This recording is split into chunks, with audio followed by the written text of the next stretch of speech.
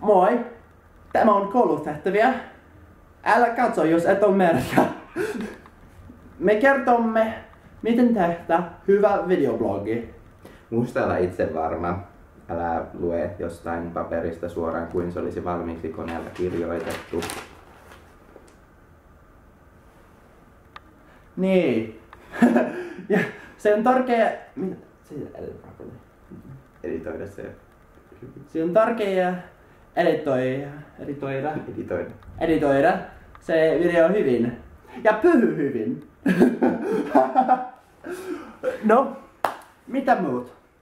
Jos ota video, sitten ehkä näyttää se noin samassa aikassa kun sä ottaa se video. Ja älä näyttää 5 kuukautta myöhemmin. Sisältö voisi olla myös mielenkiintoista.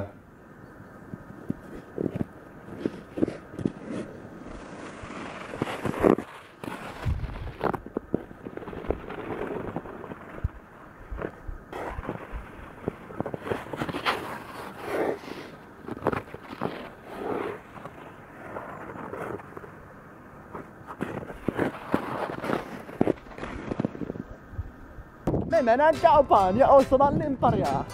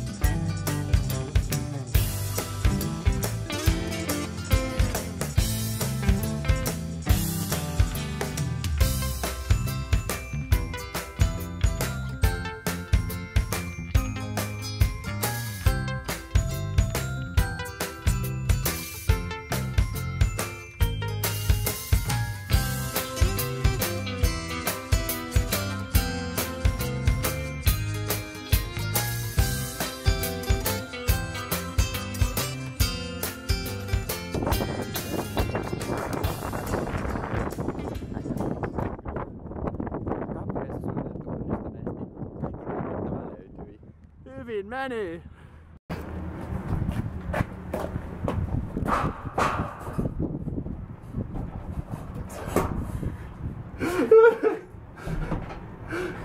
Ei auki!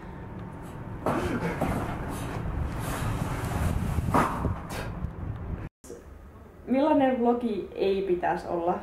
Semmoinen tylsä, kertoo vaan omasta päivästään, koska suuri osa näistä vlogeista YouTubessa on vaan hyvännäköisiä ihmisiä, joilla on kiva ääni ja sitten ihmiset tykkää vaan kuunnella niitä. Ja oikeesti ketään ei kiinnosta, ei ainakaan mua. Niin kuin hyvässä vlogissa siinä on vähemmän puhetta ja enemmän jotain oikeesti mielenkiintoista tekemistä, eikä esim. Kaupassa käyntiä. Niin, koska vlogi voi olla myös sellainen, mikä niinku ottaa jonkun tietyn asian esille ja puhuu vähän pidemmin siitä kameran edessä, mutta senkin voi tehdä toisella tavalla.